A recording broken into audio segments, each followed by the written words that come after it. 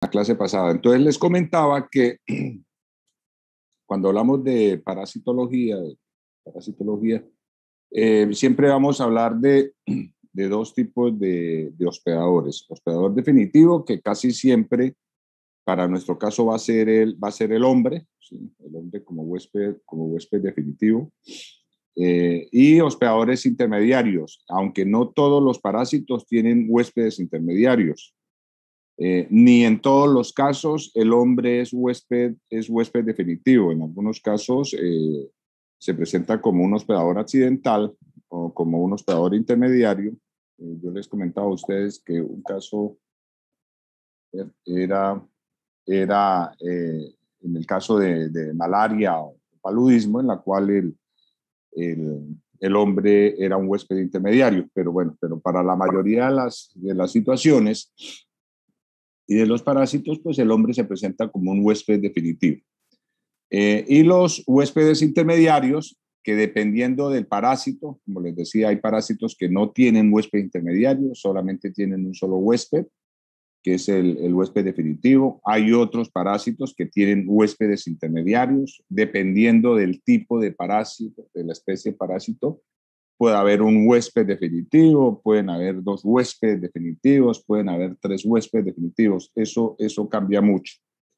Y los huéspedes pueden cambiar dependiendo de la especie del parásito. Podemos hablar de peces, podemos hablar de aves, podemos hablar de mamíferos, ¿sí?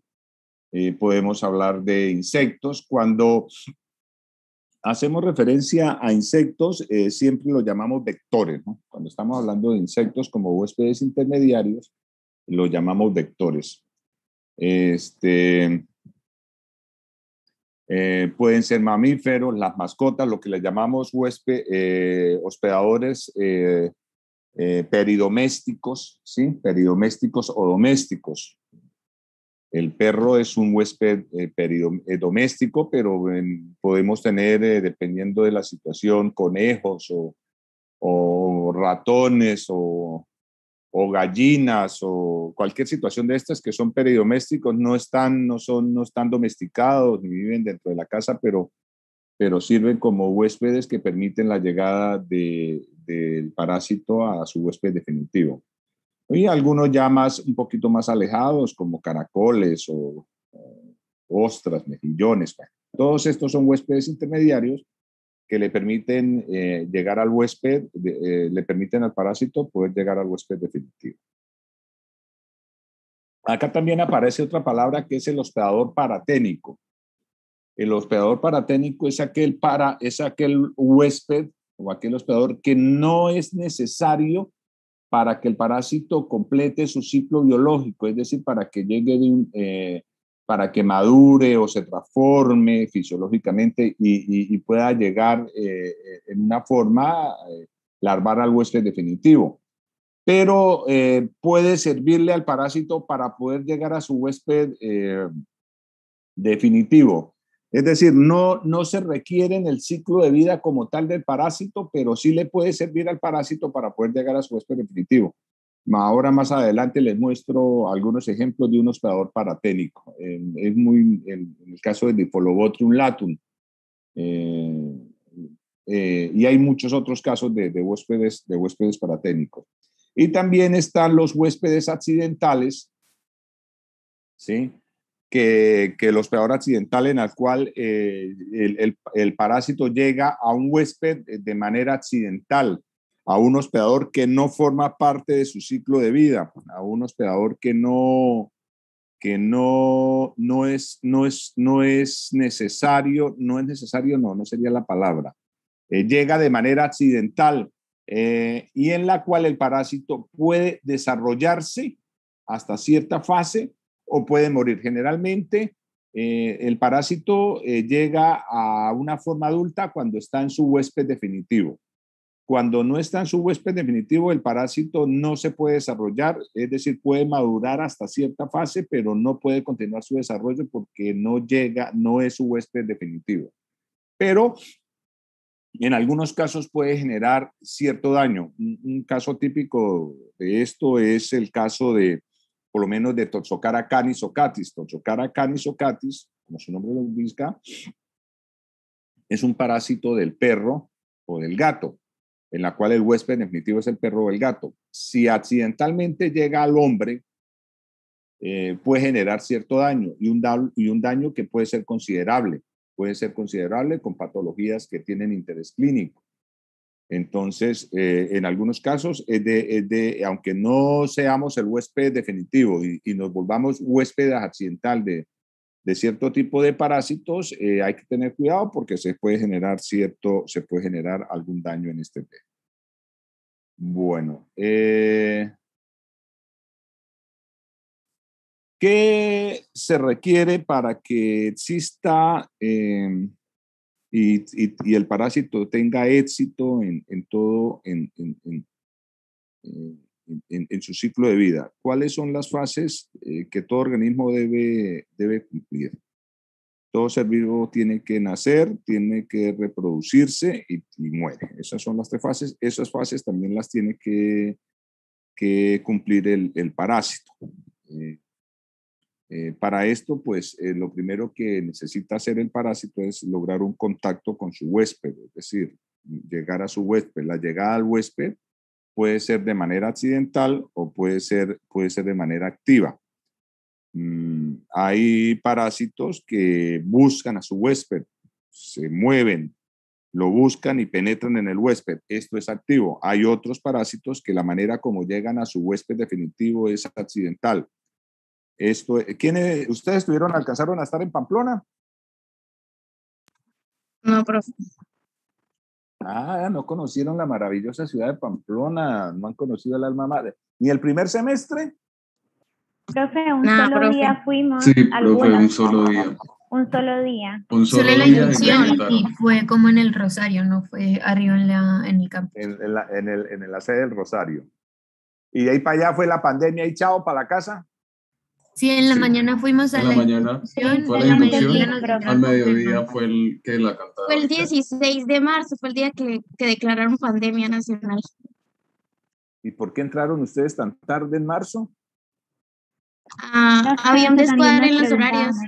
Ya, sí, ustedes son del combo del descuadre ese duro que hubo con los horarios. Sí, claro que sí. Bueno, entonces es que yo siempre les echo un cuento a todos los estudiantes que están en Pamplona, porque en Pamplona un programa que lo hacíamos de estudiantes o que lo hacía uno cuando vivía en Pamplona, porque yo vivía en Pamplona, es que en el supermercado, allá está el mercado, la plaza principal, que está al lado del parque, y siempre los desayunos eran muchas veces uno va y se tomaba, allá venden un salpicón, que es muy rico, o un salpicón con cumis, que es muy rico. Entonces yo les decía a mis estudiantes que si uno supiera que ese salpicón con cumis tiene parásitos o formas parásitas, uno no se toma ese salpicón. Uno va confiado en que ese salpicón que usted se toma ya no tiene formas parásitas, o cuando usted se toma un vaso con agua. Si usted cree que ese vaso tiene formas parásitas, usted no se lo toma. Los parásitos utilizan esto, muchos parásitos llegan al cuerpo de manera accidental. Es decir, ellos no buscan la entrada al huésped. Eso que vemos ahí es un trofozoito de entamoeba histolítica. Sé que es un trofozoito de entamoeba histolítica, es una ameba, las amebas no tienen una forma definida, pero sé que es histolítica, sin necesidad de medirla ni nada por el estilo, por 2 razones. Primera, por esta estructura que está aquí, que se llama un cariosoma o centrómero. Un cariosoma central que en entamoeba se ubica en el núcleo, se ubica en todo el centro del núcleo. Y por esta estructura que está aquí, que es un glóbulo rojo. ¿Ya? Entonces, por esta sé que eso es una entamoeba histolítica. Las amebas entran al cuerpo de manera accidental a través de quistes de entamoeba que se encuentran en el agua, en los jugos, en agua que está contaminada. Entonces ingerimos estas aguas y nos contaminamos de este parásito. Entonces entra la ameba de manera. Esto es un huevo de Enterobius vermicularis. La gente generalmente lo conoce como churo, pero el nombre real no es ochuro, porque ochuro es una especie que parasita los animales, no al humano. La especie que parasita los humanos es esta, Enterobius, pero todo mundo le dice Otsuro, ¿no? Tiene una característica, es que el huevo tiene forma de granito de arroz, y lo ven dentro de las descripciones, las describen así. Entonces, ellos entran de manera accidental. Esto es un huevo de Trichuris trichura o Trichuris trichuria. Cambia mucho el nombre. En algunas, depende de la traducción, aparece como trichura o trichuria, pero es la misma. Es un tricocéfalo, es un parásito flagelado, también que es muy común, es muy frecuente, que infecta a los humanos y también llega los huevos, ingerimos los huevos de manera accidental. Y hay otras que, como les decía, el parásito busca el huésped y llega al huésped, se mueve, siente el huésped y comienza a moverse para llegar al huésped y poder penetrar al huésped. Un caso de estos es el chistosoma, ¿sí? O esto que ven ustedes acá, esto es un pececito que se llama candirú, ¿sí? Que es muy famoso en el Amazonas porque este parásito penetra por la uretra, ¿sí? El parásito se alimenta, es un parásito que tiene un ciclo de vida que puede alimentarse como un organismo normal, un organismo de vida libre, pero si las condiciones se dan, puede volverse un organismo parásito y se alimenta de sangre. Es muy raro que se presente, generalmente se presenta cuando las personas orinan en el río, ¿sí? La urea de la orina les atrae y penetran por la uretra. Es un parásito bastante pequeño, pero imagínenselo penetrando por el uréter. Y lo bueno es que cuando el parásito se mete, abre estas alitas que son espinosas, que son duras, y entonces imagínense el dedo para el huésped, ¿vale? Bueno. Y la salida del parásito, así como la entrada puede ser pasiva o activa, la salida también puede ser activa o puede ser pasiva. Activa es el mismo ejemplo de Enterobius vermicularis. Las hembras de este parásito, que como les digo, se conocen, generalmente las conocen como churros, pero es Enterobius. Las hembras que se ubican, la hembra adulta que se ubica en el intestino delgado, comienza cuando está grávida, es decir, cuando tiene su cuerpo. Yo les hablé de qué es dimorfismo sexual. Hemos hablado de dimorfismo sexual. No, señor. ¿Qué creen ustedes? No, yo ya como que les pregunté qué era dimorfismo sexual, ¿cierto? No, creo que no nos ha preguntado. Bueno, ¿qué crees tú que es dimorfismo sexual? Profe, pues pienso yo, ¿no? Que, digamos, un organismo puede, dependiendo del ambiente y de la situación, mostrar fenotipo masculino o femenino o pues tener como las acciones de ese sexo. O sea, como que en su información genética tiene ambas informaciones y puede adaptarse a lo que necesite en ese momento. No. Una forma diferente. Las variantes entre macho y hembra que hay. Forma diferente entre sexos. Exactamente, es la diferencia que hay entre sexos, es decir, por decirte algo, en los humanos y generalmente entre sexos y asociado a tamaño, ¿no? Por lo menos en los humanos hay dimorfismo sexual. Claro, profe, los órganos sexuales. No estoy hablando de tamaño de la estructura del cuerpo, no de órganos. Ok, profe, pues sí suele ser más alto el varón.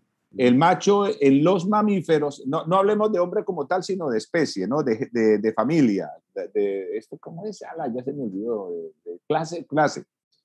Los mamíferos, en los mamíferos, el macho es mucho más grande que la hembra.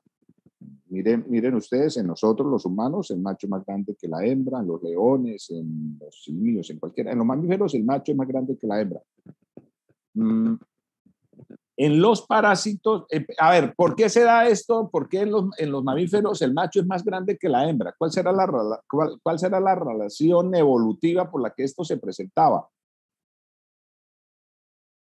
Por la función que representan en su especie. que en la mayoría de casos es cazar o defender a la manada. Era cazar, defender. El macho era el que defendía la manada, el que bueno, con algunas excepciones, ¿no? Porque por lo menos en el caso de los leones, las leonas son las que cazan.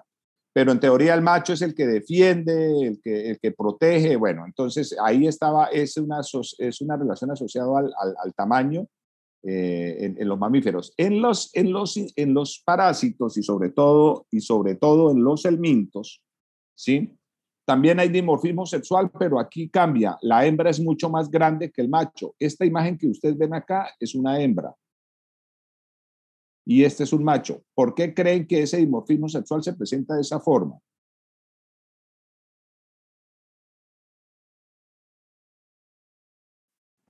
Porque la hembra tiene que almacenar huevos, de pronto. Porque la hembra tiene que almacenar huevos. Entonces, entre más grande sea la hembra, mayor cantidad de huevos almacena. Entonces, está asociado a la gravidez, a la capacidad de almacenar huevos. Entonces, ahí hay dimorfismo sexual. La hembra es más grande que el macho.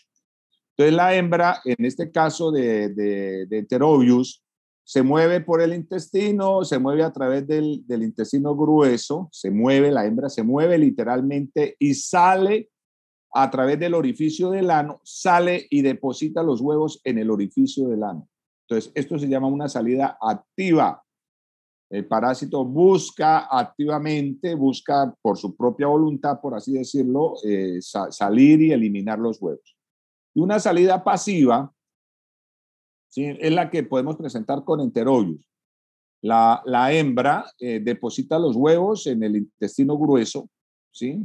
La hembra grávida deposita los huevos, que generalmente, miren la cantidad, más o menos son 200.000 huevos diarios, ¿sí?, que deposita los huevos y los huevos permanecen ahí en el intestino grueso hasta que el hombre defeca, ¿sí? Después de que defeca, los huevos salen al medio exterior accidentalmente, pero si no es porque el hombre defeque, los huevos quedan ahí y no salen a contaminar otros organismos. Entonces la salida en algunas especies es pasiva, en otras es activa. Una característica y una notación de este parásito.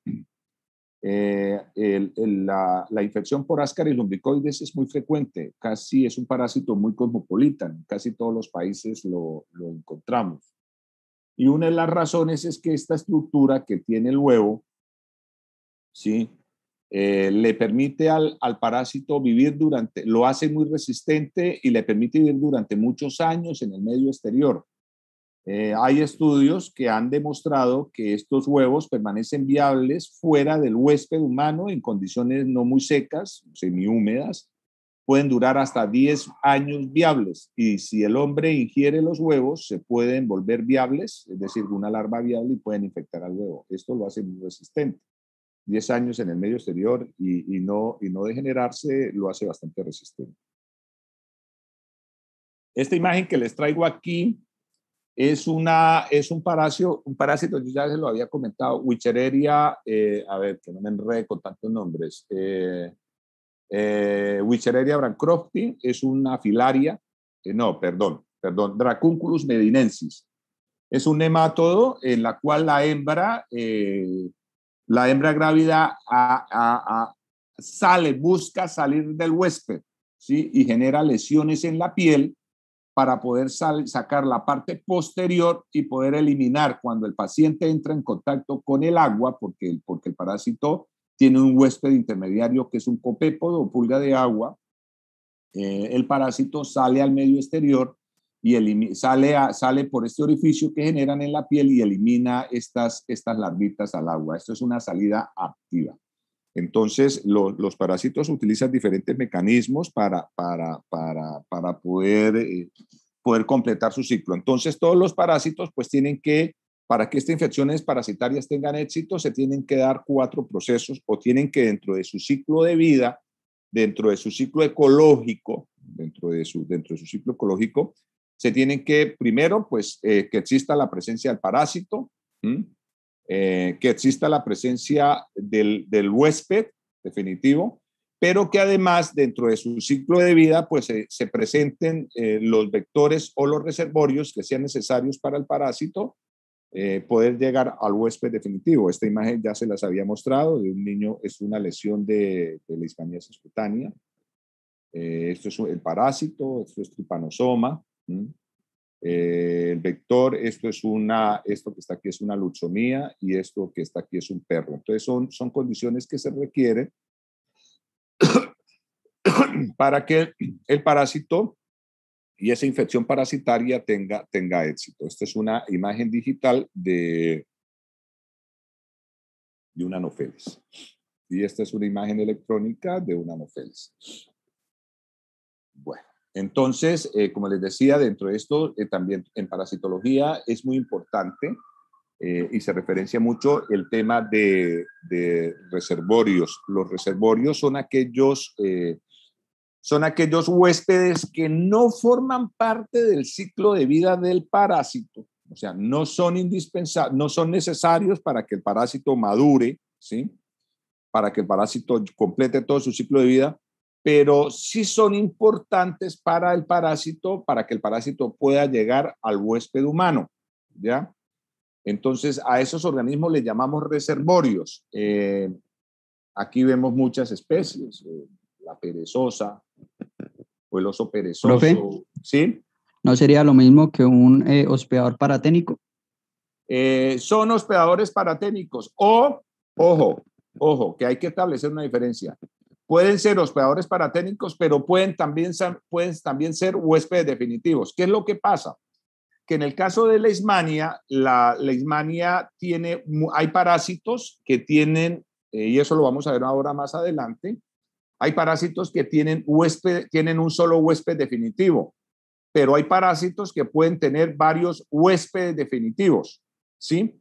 Esta imagen la traigo y la relaciono con leishmaniasis. La leishmaniasis es una enfermedad que afecta considerablemente a los humanos y que una de las principales complicaciones que tiene el parásito, que tiene esta enfermedad, es que el parásito tiene demasiados huéspedes definitivos, tiene muchos huéspedes a la cual les puede producir y hacer efecto.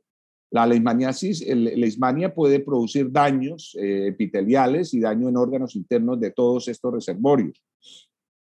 A ver, ¿qué me estoy hablando?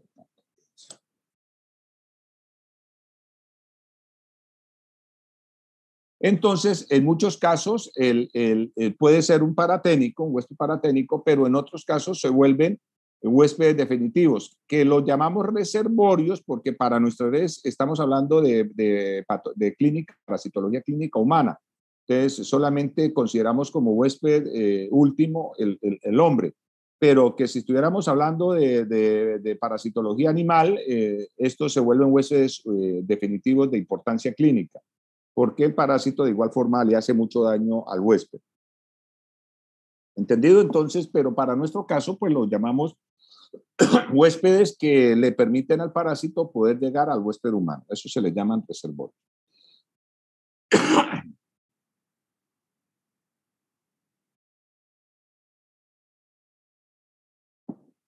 Bueno, otro punto importante que es necesario que también lo tengamos en cuenta en este tema son los vectores, que son muy importantes en parasitología clínica. Existen dos tipos de vectores: vectores mecánicos, ¿sí?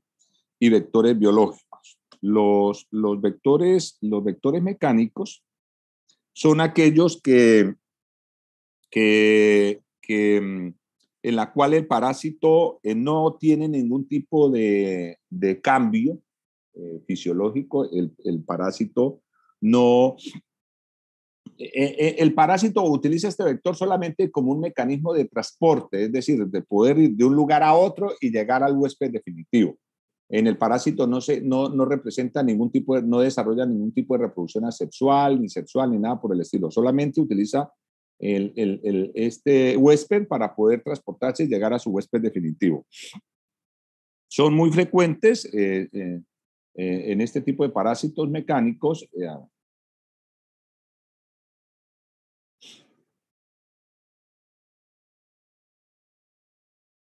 La mosca, la cucaracha, la pulga, ellos, por eso es que son de cuidado estos insectos. ellos digamos, se paran encima de excremento, y ellos, este excremento queda adherido al abdomen o a las patas de estos insectos, y ellos comienzan a moverse de un lugar a otro, luego se depositan sobre pan, galletas o alimentos, frutas, y arrastran parte de esa materia fecal que contiene formas parásitas, y entonces a través de ese arrastre desplazan las formas parásitas de un lugar a otro. Por eso se le conoce como hospedadores mecánicos. Sin embargo, la pulga también en algunas situaciones, en algunos cestos,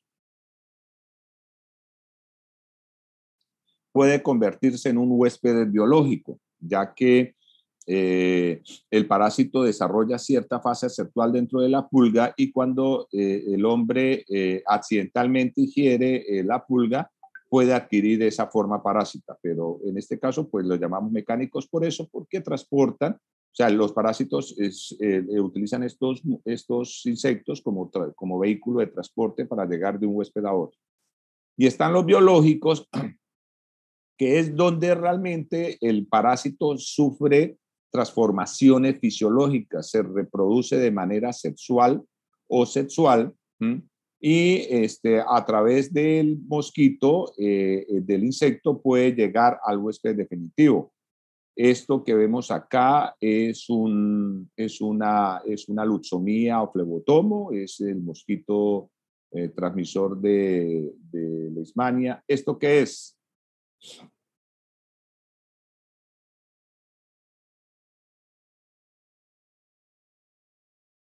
¿Alguien lo conoce?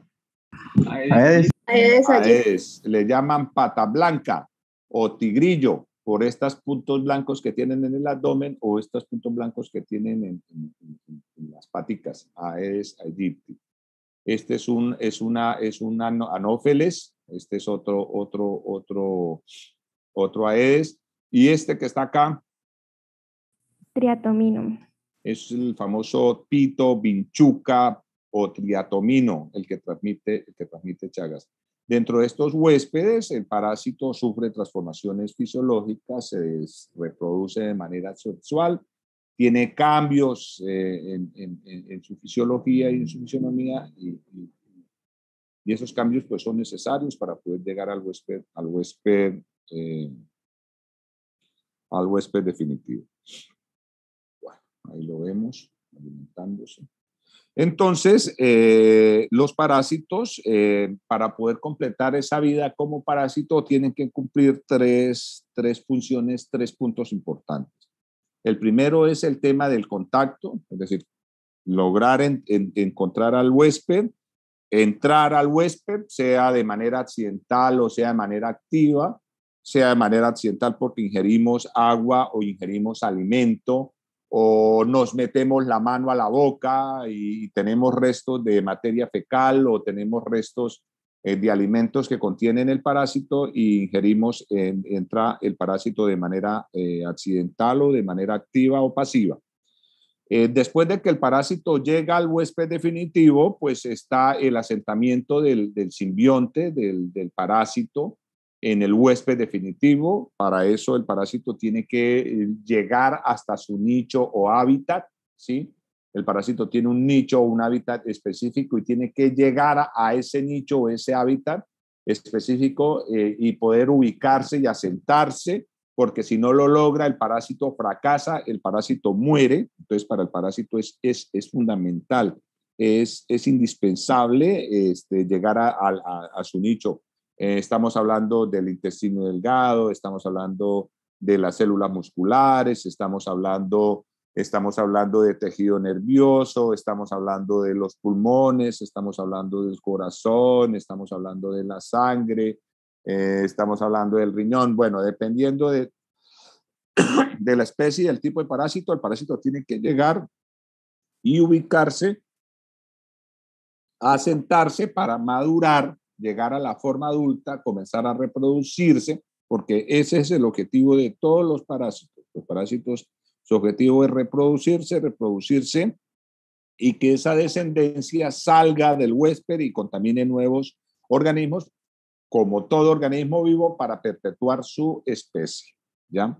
Y después de que se ubica, pues salir. Como les decía, esa salida puede ser activa o puede ser pasiva. Entonces, depende mucho del tipo de parásito. Entonces, esas son las etapas de la vida parasitaria, las etapas que un parásito tiene que completar. Entrar al huésped, contactarlo, entrar, ubicarse y reproducirse y salir. ¿Ya? Entonces, esto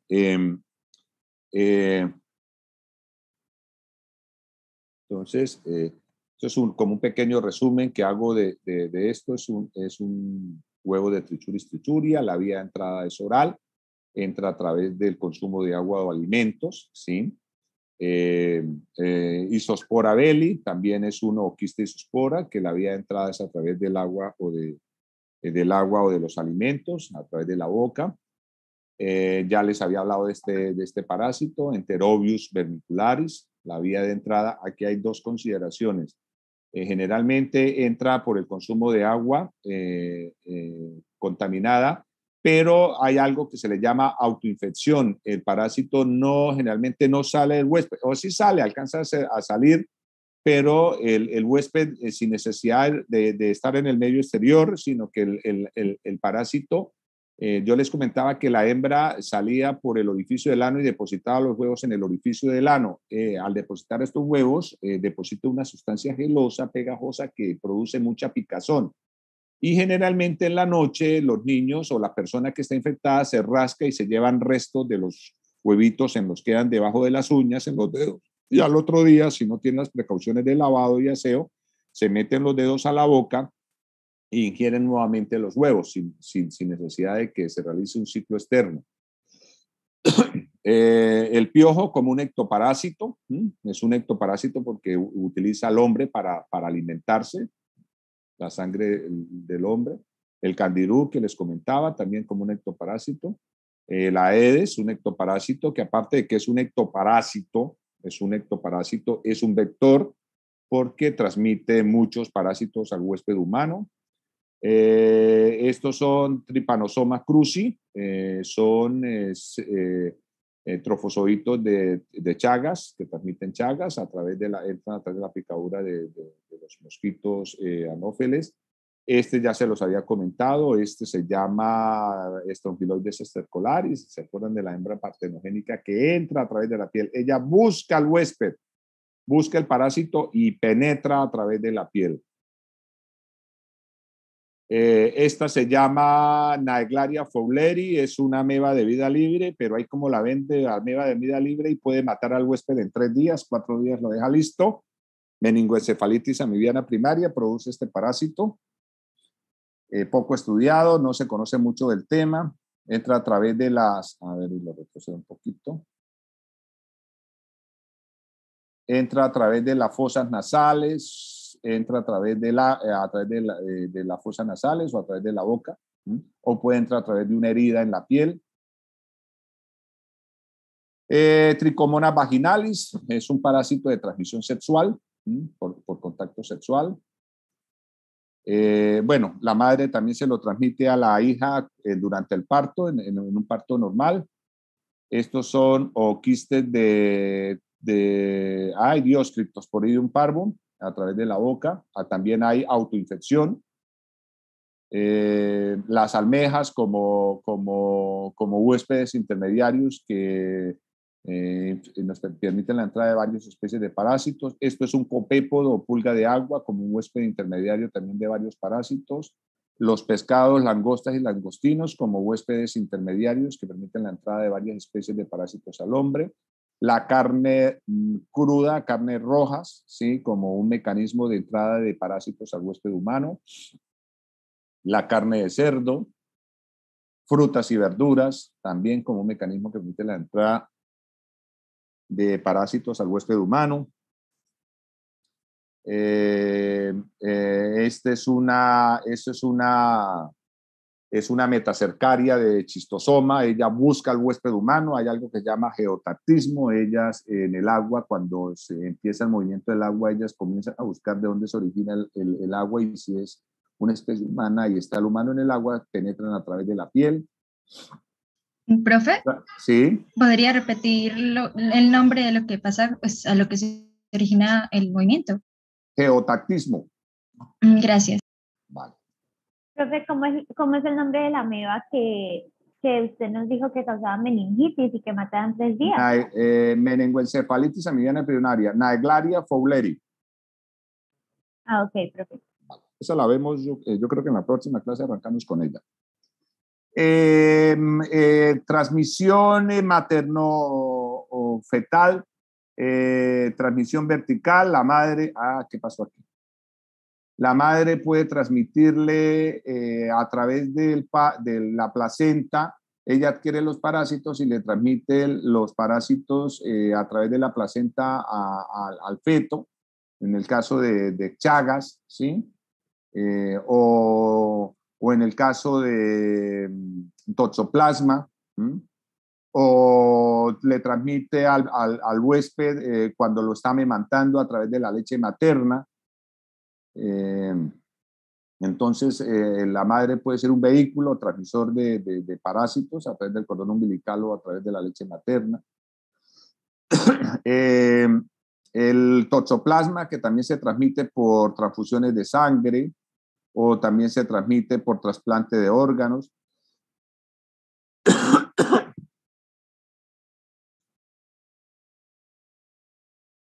O en el caso ¿cómo es que se llama esta? Tricomonas vaginales, que se transmite por contacto sexual, o se transmite por la madre, se lo transmite durante el parto. Si es una niña, puede transmitirle el parásito durante el parto a la recién nacida, ¿sí? O las mujeres a través del uso de juguetes sexuales, ¿sí? En el caso de mujeres lesbianas o cosas así por el estilo, que utilizan juguetes sexuales y ella lo utiliza, luego se lo utiliza la pareja y transmiten este parásito a través de este mecanismo. Bueno. Dentro de la vida parasitaria hay parásitos que son obligados, ¿sí? Que toda su vida van a ser parásitos. Este es por esto que le ven ustedes acá. Esto que está aquí, podemos decir que esto es una filaria, es un hematofilario. Es una característica del parásito, es un parásito obligado. Hay parásitos que son facultativos. Esto que está aquí es una sanguijuela. La sanguijuela es un organismo así como estronquiloide, cuando estercolaris, un organismo que puedes vivir como organismo de vida libre o puede ser un organismo parásito, que preferiblemente prefieren ser organismos parásitos porque tienen el alimento fijo. Y hay organismos accidentales, como les comentaba, esto es es fecal, es un huevo de ácaro. Se le llama pseudoparásitos. Aunque el ejemplo más típico aquí es Toxocara, ¿no? Es un parásito accidental.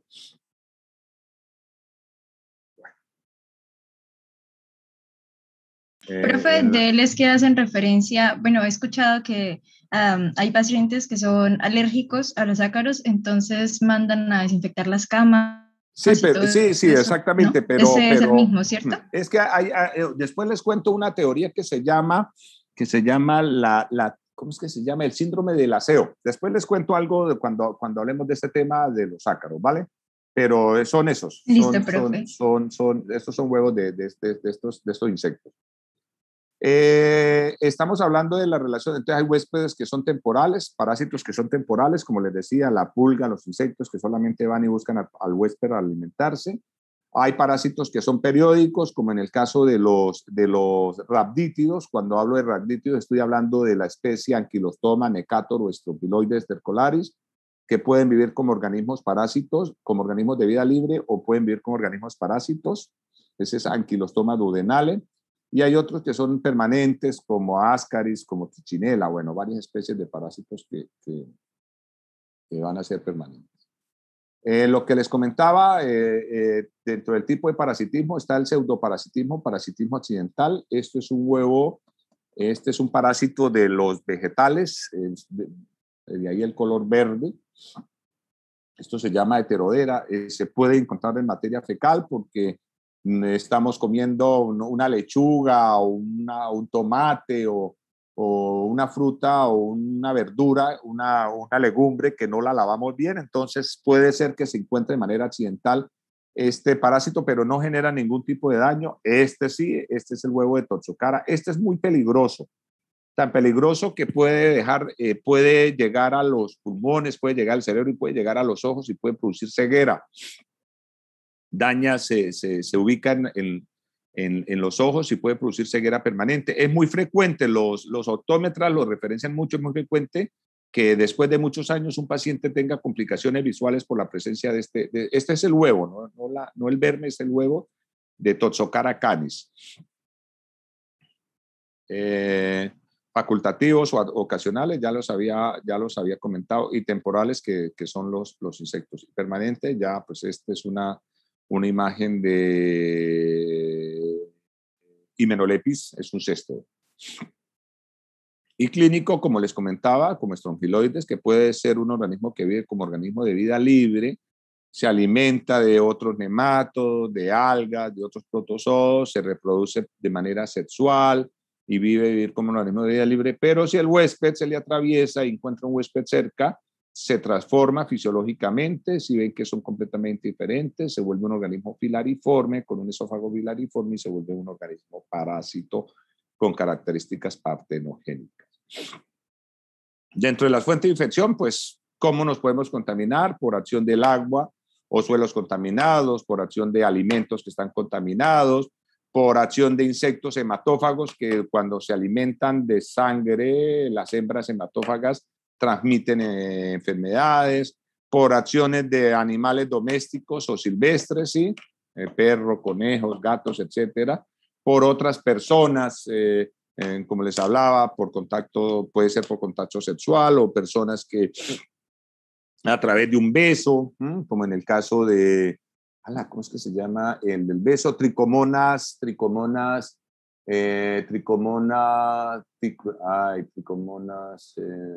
esperen a ver si me acuerdo el nombre. Tricomonas vaginales, tricomonas hominis, se transmite a través de los besitos, a través de la saliva, o autoinfecciones, parásitos que no necesitan salir del huésped, sino en pacientes inmunosuprimidos comienzan y se van reproduciendo y que sin necesidad de que haya reinfecciones. Los mecanismos de infección, pues ya les había hablado, a través de vectores, a través de transfusiones de sangre, trasplante de órganos, trasplacentario, ya les comentaba el caso de Toxoplasma o Chagas, por consumo de carne o por contaminación fecal, que nos llevamos restos de materia fecal en las manos, o por contaminación ambiental, estamos tomando agua que está contaminada. La piel, los hábitats, pues si son ectoparásitos, es la piel, pelos, plumas en algunos animales, y si estamos hablando de endoparásitos, pues son aparato digestivo, vías urinarias, tejidos.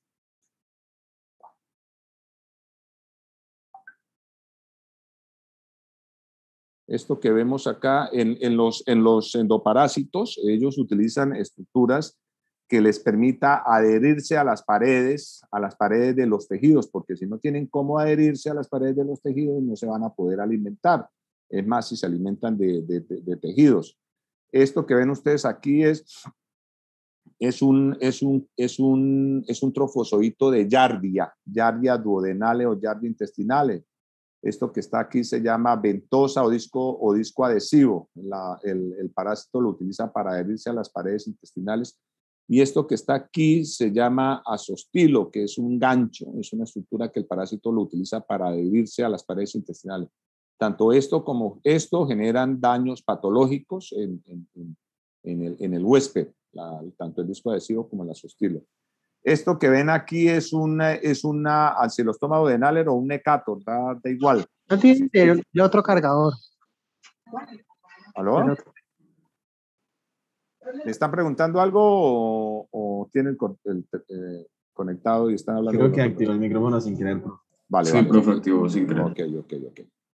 Entonces, esto es una anquilostoma. Esta especie que están aquí se llama ancilostoma, es un anquilostoma, un geohelminto. Este anquilostoma, hay dos especies que parasitan mucho a los humanos, que son propias de los humanos. Este que se llama anquilostoma duodenale, que se caracteriza por la presencia de dos pares de dientes, ¿sí? Y está el Necator americanus, que este anquilostoma dental es europeo, o sea, él no es de este lado, este es de Europa y de esos lados. El de nosotros se llama Necator americanus, que no tiene estos dientes, sino tiene placas cortadoras, pero son del mismo género. Y están los céstodos, ¿sí? Como en este caso, que utilizan estas ventosas. Esto puede ser una tenia, un himenolepis, es un céstodo. Utilizan estas ventosas para adherirse a las paredes intestinales, y esta estructura que se llama rostelo o corona radiada, rostelo, corona, que utiliza el parásito para adherirse, para alimentarse. A través de él se alimenta. Bueno. Este punto, es que se me estoy quedando de tiempo. Especificidad parasitaria. Miren, hay parásitos que tienen un solo huésped, tienen un solo huésped definitivo, y hay parásitos que tienen muchos huéspedes definitivos. Cuando un parásito tema tiene demasiados huéspedes definitivos, generalmente es un parásito que es muy conocido, y generalmente no genera tanto daño a como lo puede hacer un parásito que puede hacer que tenga un solo huésped definitivo. Sin embargo, el daño que el parásito pueda generar en el huésped depende de varios factores. Uno de ellos es que también se puede adaptar el parásito al huésped donde vive, qué tanto lo conoce, qué tanto se puede adaptar con esta especie. Y de esa adaptación depende que se reconozca y que se genere o no se genere daño. Por decirles algo, hay parásitos que son específicos del hombre, hay parásitos que son específicos del filum del hombre, por lo menos hay unos que son el parásito son el chimpancé, el gorila y el hombre, y solamente son parásitos de esa especie. Hay otros que son parásitos solamente de mamíferos, puede parasitar cualquier mamífero. Hay otros que no le importa, puede ser parásito de mamíferos, puede ser parásito de aves, pueden ser parásito de reptiles, pueden ser parásitos, ¿cuál me falta? Anfibios, peces, mamíferos. ¿Me falta algún reino? No. Aves. Bueno, pueden ser parásitos de cualquiera de ellos, como en el caso de Toxoplasma. Y el daño de esa relación pues está muy asociada a qué tanto se conoce, y depende de qué tanto se conocen es que se puede o no producir daño en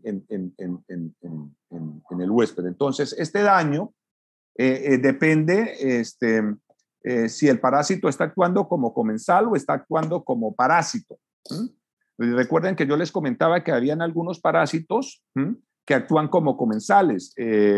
Generalmente en pacientes inmunocompetentes, el parásito actúa como un organismo comensal, no le genera mayores problemas. Yo les comentaba el caso de Entamoeba histolítica, de Entamoeba coli.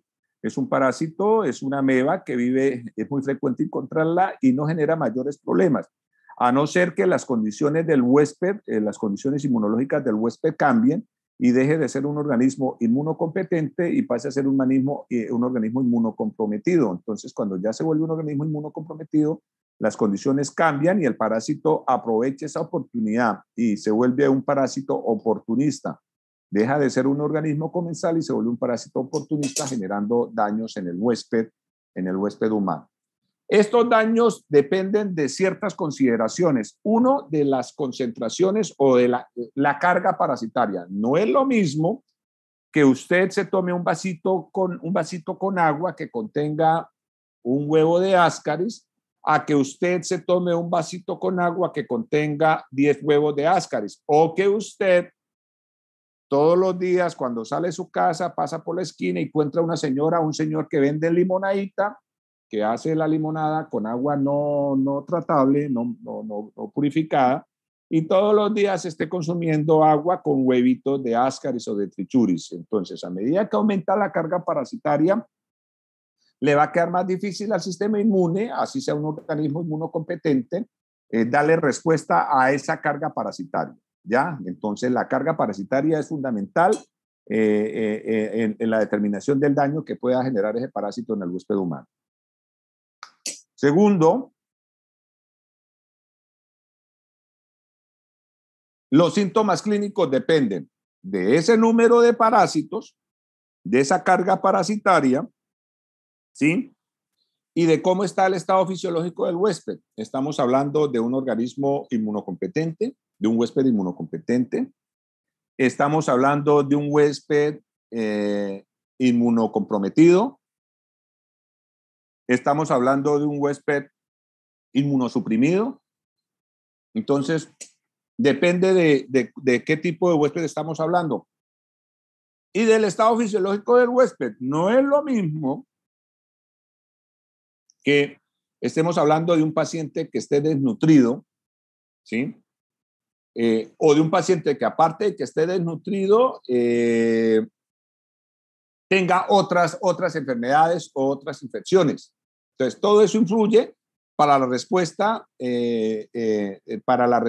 que el huésped genere en este tipo de pacientes. La raza, miren, hay estudios que ubican, que hablan de cómo el dengue tiene afectaciones, digamos, en ciertas edades. El dengue afecta más a niñas que a niños en edad entre los 8 a los 12 años. Las niñas sufren más, les da más duro el dengue entre la edad de 8 a 12 años. La raza, hay parásitos que afectan más a personas de color que a personas de raza blanca que de raza negra, o lo contrario, afecta más a personas de raza negra como personas de raza blanca. Entonces, hay varias situaciones que hacen que la respuesta y el daño clínico que se genere por la presencia de parásitos no sea la misma, cambie. Hasta el estrés influye en el tipo de respuesta del sistema inmune a la presencia de estos parásitos. Y estos daños, ¿sí? Estos daños generalmente se deben porque hay una competencia entre el huésped y el huésped y el simbionte por nutrientes. Ellos están compitiendo por nutrientes. Los parásitos están alimentándose y están consumiendo los nutrientes que son necesarios para el huésped. Porque hay interferencia mecánica. Esto que ven ustedes ahí, ¿qué creen que es? Un ascaris, algo así, profe. Eso se llama obstrucción intestinal por Ascaris lumbricoides. Todo esto son gusanos de Ascaris lumbricoides y producen... Un momento, por favor. Madre, ya la llamo que estoy en clase. Es que ya mi mami pegándome como 5 llamadas. No le contesto, me sigue llamando, perdón. Interferencia mecánica.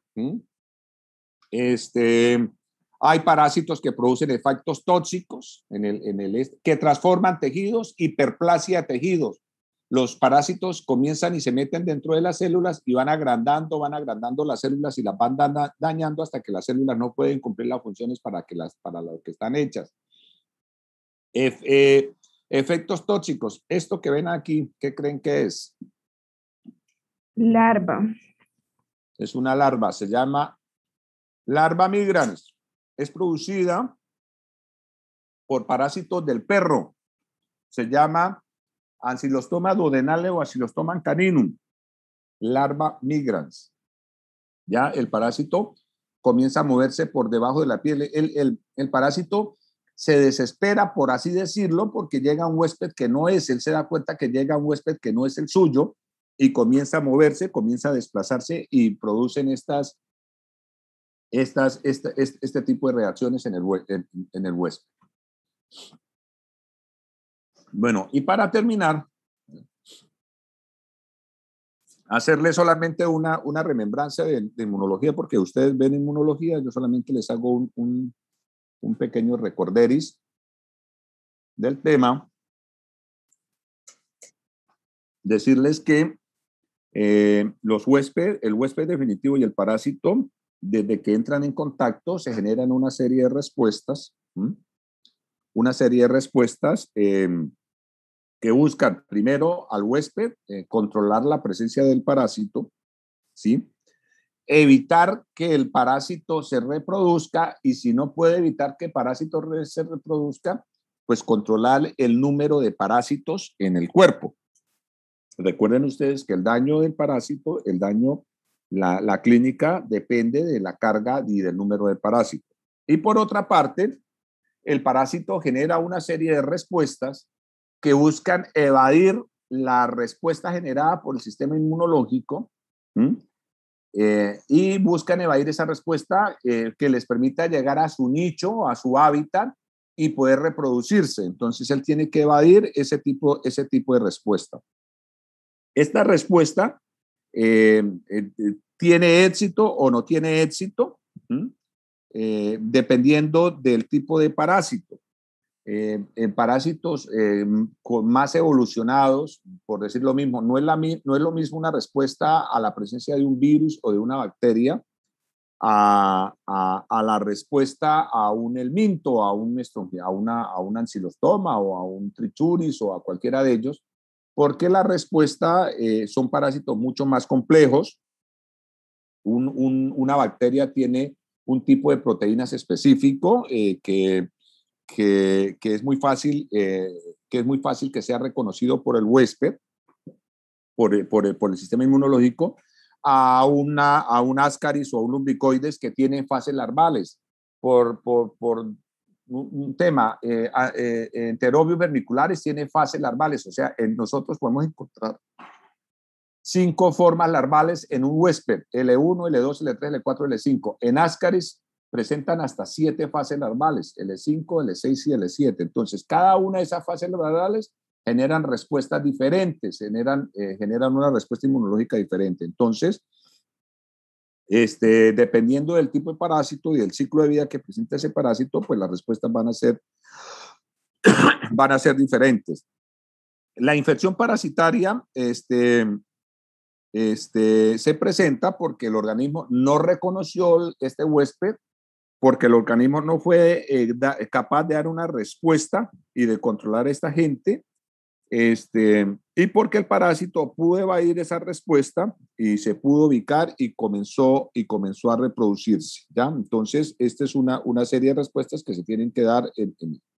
Entonces, la presencia de los parásitos en el cuerpo humano puede hacer que el organismo genere una respuesta inmune fuerte que controle la presencia de estos parásitos. Casi siempre se presenta, y cuando estamos hablando de pacientes inmunocompetentes, se genera una respuesta adecuada que controla la presencia de los parásitos, o puede ser que se genere una respuesta descontrolada, una respuesta exagerada, que genere algo que se llama inmunopatogenia. ¿Qué es la inmunopatogenia? ¿Han escuchado hablar de ese término?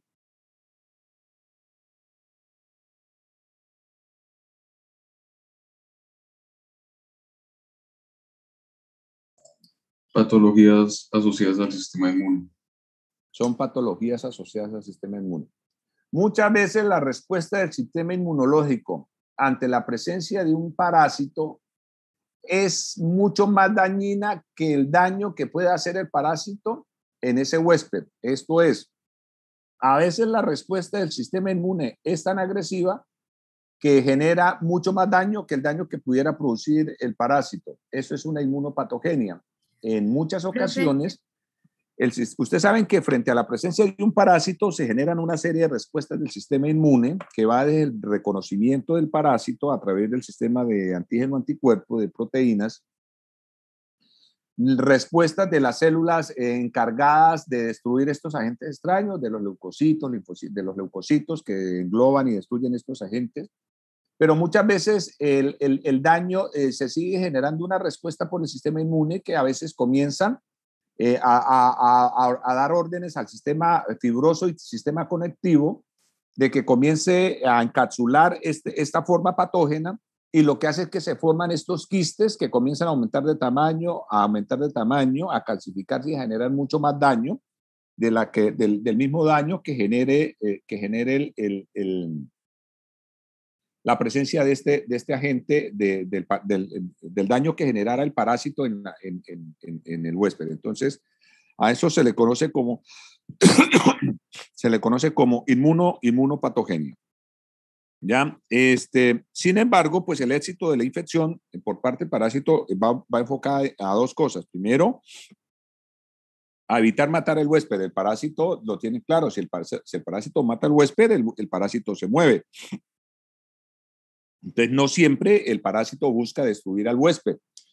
Ese no es el objetivo del parásito. El objetivo del parásito es poder evadir, poder escapar de ser destruido por el sistema inmunológico y poderse ubicar en ese huésped. Para eso, pues se generan una serie de respuestas. A ver, el cuerpo, los humanos o todos los seres vivos tienen algo que se llama inmunidad natural. La piel es una especie de inmunidad que permite, la piel es una barrera física que controla la entrada de una gran cantidad de parásitos. Generalmente, para que el parásito entre, se tiene que generar algún tipo de lesión en la piel que permita al parásito atravesar, sea cualquier patógeno, ¿no? Bacteria, virus, protozoo, el minto, que pueda atravesar esa barrera y pueda entrar al organismo, cuando la vía de entrada es a través de la piel. De igual forma, el parásito tiene una serie de respuestas, por lo menos, ¿qué es el mucus intestinal? ¿Para qué sirve? Para evitar que los parásitos se peguen a las paredes intestinales. Esa no es la función primaria del mucus. ¿Cuál es? Para evitar la erosión del epitelio cuando pasen pues el material. Exactamente. El mucus intestinal, la función es esa. Es una estructura gelosa, gelatinosa, lubricante, que impide que el daño de la materia fecal que abrace dañe el tejido. Esa es una de las funciones importantes. Pero igualmente esta estructura es un mecanismo de defensa que utiliza, es un mecanismo de inmunidad natural que utiliza el cuerpo para infectar que los parásitos se adhieran fácilmente al epitelio. Entonces esa estructura gelosa, lubricante, le dificulta al parásito poder adherirse a las paredes intestinales, ¿ya? Es por eso que muchas veces cuando se hace un análisis de materia fecal, encontramos presencia de moco en esa materia fecal, porque el parásito en la lucha que hace por adherirse a estas paredes intestinales desprende dentro de las muchas razones, desprende este moco. Peritactismo intestinal. El sistema, recuerden ustedes que el sistema inmunológico genera una serie de ondulaciones que tiene el mismo objetivo anterior, no el mismo objetivo, que sirve de igual forma para mover digamos, en el caso del intestino delgado, comienza a mover el bolo alimenticio, comienza a moverlo, y este movimiento peristáltico dificulta al parásito adherirse a esas paredes, a las paredes intestinales. Entonces son movimientos naturales que ayudan al sistema, al cuerpo, le dificultan al parásito poder atravesar las paredes intestinales y adherirse. Y ahí así otra serie de factores. Mutación genética, ¿qué tendrá que ver este tema?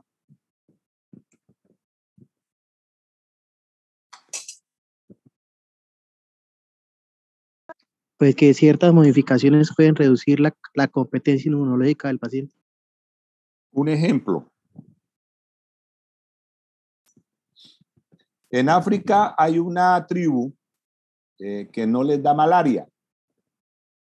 No les da malaria porque para que el plasmodium atraviese las paredes, la membrana del glóbulo rojo, tiene que haber un reconocimiento entre los antígenos del parásito y la proteína de esta célula para que le permita al parásito atravesarlo.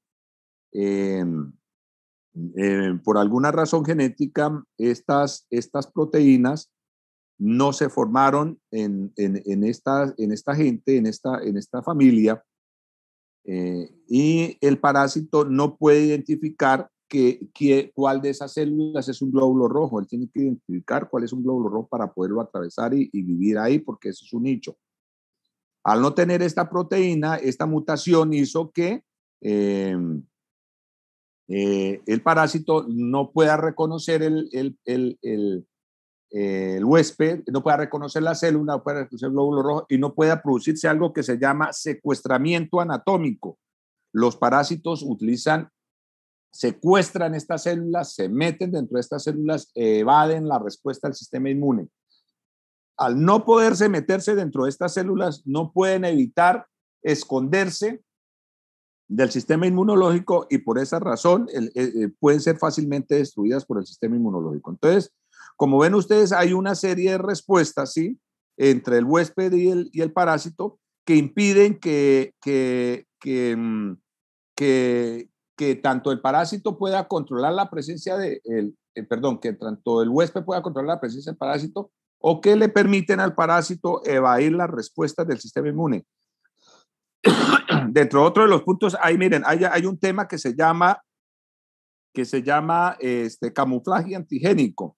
Muchos parásitos se recubren de las proteínas. Ustedes saben que el sistema inmune, para las células del sistema inmune, para poder destruir un agente extraño, primero tienen que identificarlo. ¿Cómo funcionan las vacunas? Hay varios tipos. Hay unas que son por ejemplo, del mismo organismo, pero reducido, puede ser en su capacidad de adhesión o en su capacidad de reproducir. ¿Cuál es el principio básico de las vacunas? Te cambio la pregunta. Pues ¿Qué hace una vacuna en su cuerpo? ¿Qué es lo que hace? El cuerpo reconozca el agente patógeno para que desarrolle respuesta inmunológica hacia ese cuerpo extraño. Exacto. Entonces, ¿qué es lo que pasa? Que para que nuestro sistema inmunológico, si no reconoce un agente, cualquier agente sea cualquier tipo de célula, hasta las células de su cuerpo, si no la reconoce, él tiene que reconocer primero para poder actuar. Si no lo reconoce, él no actúa. Eso pasa con los agentes biológicos nuevos que nunca han infectado al hombre. Eso pasó con COVID.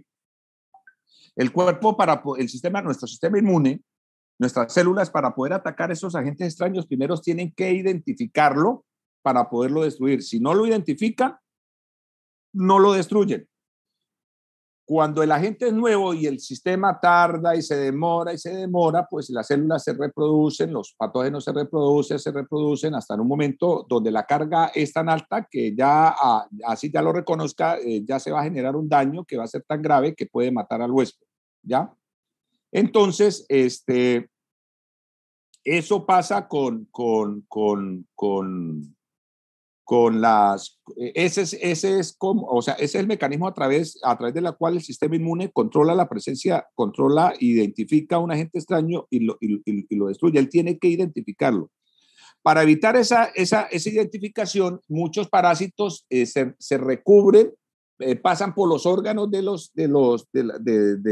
huésped y recubren su cuerpo con proteínas de esa estructura, de tal manera que si viene el parásito, si llega el parásito, él no lo reconozca y no lo identifique como un agente extraño. Eso se llama camuflaje antigénico. También hay otros parásitos que producen algo que se llama mimetismo antigénico, que es la capacidad que tienen de producir ciertas proteínas que son muy parecidas a las del huésped y engañan al huésped de tal manera que le dificultan que pueda ser identificados. Entonces, como les decía, hay muchos mecanismos, ¿sí? Hay muchos mecanismos que le dificultan al huésped el reconocimiento de esta célula extraña, de este agente extraño, lo que le posibilita al parásito que se reproduzca y se reproduzca antes de generarse algún tipo de respuesta. Sí, dime. Profe, en el caso de los citoparásitos que son obligatoriamente endocelulares, como ellos evaden la respuesta inmune, ahí el tratamiento sería exógeno porque pues no podría generar una respuesta inmune ante ellos. No, lo que pasa con los citoparásitos, generalmente los citoparásitos son ya el daño que genera el cuerpo frente a la presencia de estos, ¿cómo no te la revierto? Ya son muy conocidos. Entonces aquí hay un reconocimiento, el reconocimiento es mucho más fácil. El huésped, las células del sistema inmune reconocen muy fácilmente el huésped, entonces la respuesta que se da a la presencia de parásito es mucho más rápida. Es que lo que pasa con estos parásitos, a ver, pues salgo de acá. Lo que pasa con estos parásitos es que, con algunos parásitos, es que los parásitos, como les digo, ellos generalmente utilizan una serie de estrategias que evitan el reconocimiento, que están enfocadas a evitar el reconocimiento del reconocimiento por el sistema inmune. Como les decía, muchas de ellas están enfocadas a secuestrar una célula, es decir, a meterse dentro de la célula y evitar que el sistema los identifique. Otras están enfocadas a producir proteínas que son muy parecidas a las proteínas que produce el cuerpo, y lo que hace que las células del sistema inmune les dificulte el reconocimiento. Otras están enfocadas a cubrirse de proteínas de órganos por donde ellos atraviesan. Esto es muy frecuente en algunos céstodos, se presenta con mucha frecuencia en algunos céstodos. Y otros producen algo que se llama liberación de proteínas. Ellos desprenden proteínas, ¿sí? Señuelos, se les llama señuelos, que hacen que el parásito, que las células del sistema inmune no sigan al parásito, sino que se distraigan y comiencen a seguir este tipo de señuelos. Entonces, se genera una serie de respuestas, ¿sí?, que buscan evadir la presencia, que buscan distraer al sistema inmunológico frente a la presencia de ese parásito. Entonces, eso depende mucho del parásito y depende mucho de la especie. ¿Listo? Bueno,